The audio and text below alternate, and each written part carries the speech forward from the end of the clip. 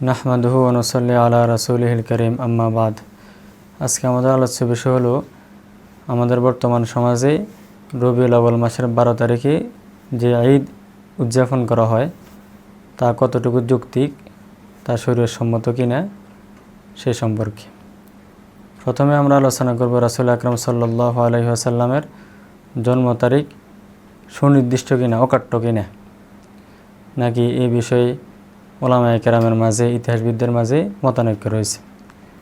ইতিহাস এবং সিরাতের কিতাব যদি আমরা দেখি তাহলে আমরা বুঝতে পারব এই বিষয়ে ইতিহাসবিদদের মাঝে অনেক মতানৈক্য রয়েছে।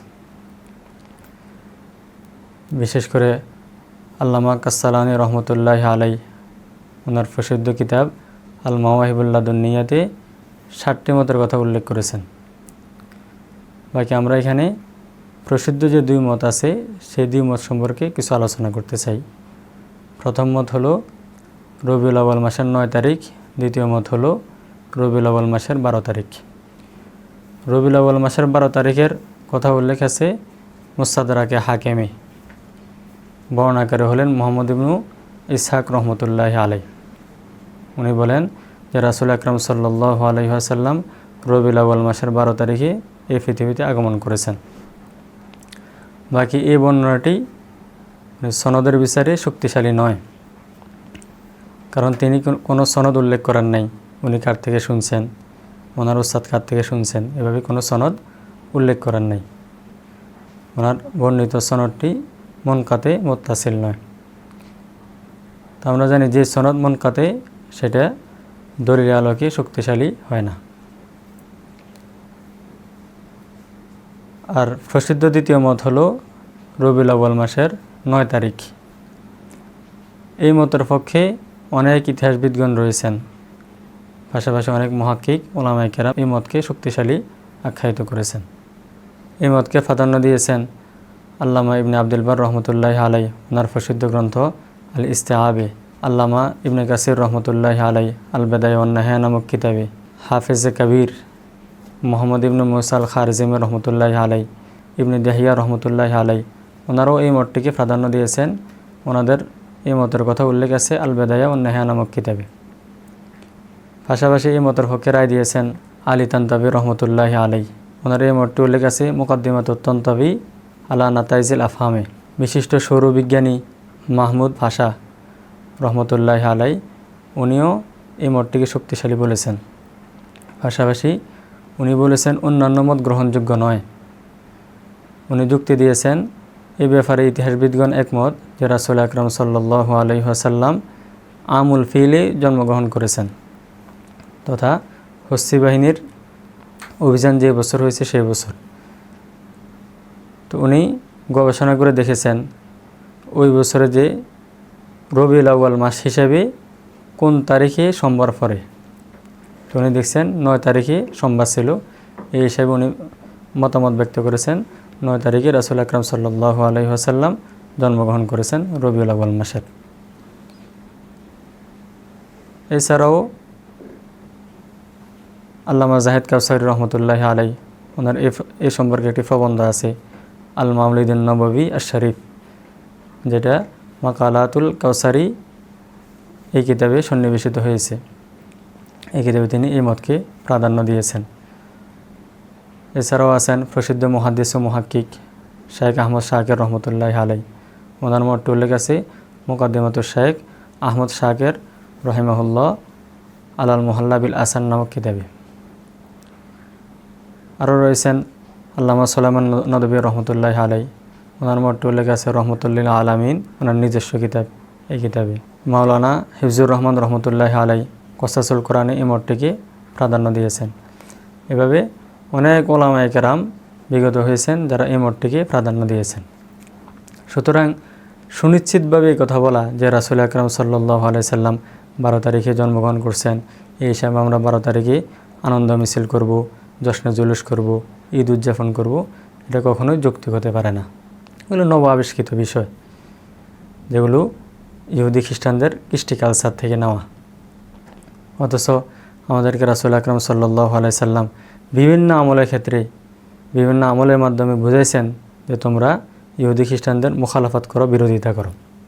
স্পষ্ট বলেছেন যে খালিফুল ইয়াহুদ ও নাসারা, তোমরা ইহুদি নাসারাদেরকে বিরোধিতা করো। রাসূল সাল্লাল্লাহু আলাইহি ওয়াসাল্লাম নিজেও বিভিন্ন কাজকর্মে ইহুদি খ্রিস্টানদের বিরোধিতা করতেন।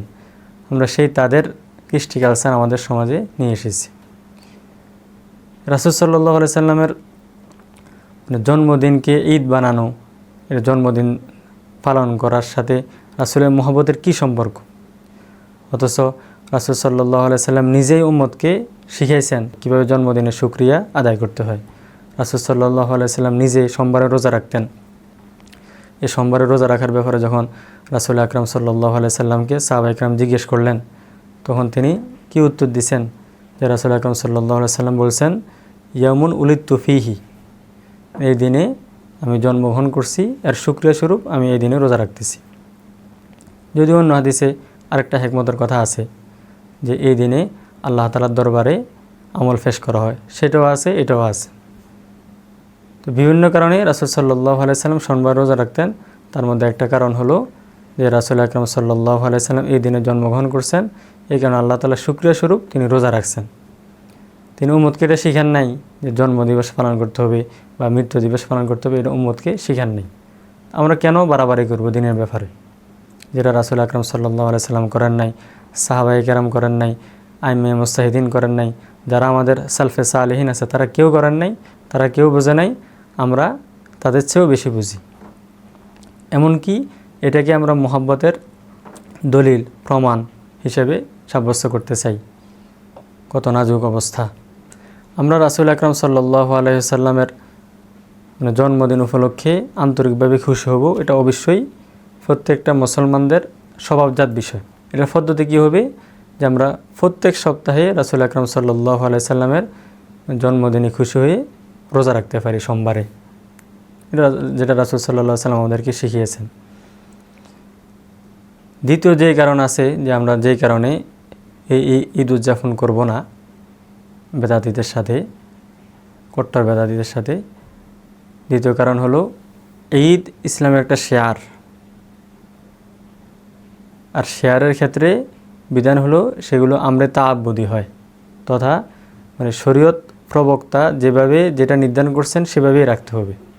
তো রাসূল আকরাম সাল্লাল্লাহু আলাইহি ওয়াসাল্লাম আমাদের জন্য ঈদ নির্ধারণ করছেন বছরে 2টা, বাকি সাপ্তাহিকভাবে জুমার দিনকে উনি ঈদ হিসাবে উল্লেখ করছেন, সুনান ইবনে মাজাতে আছে।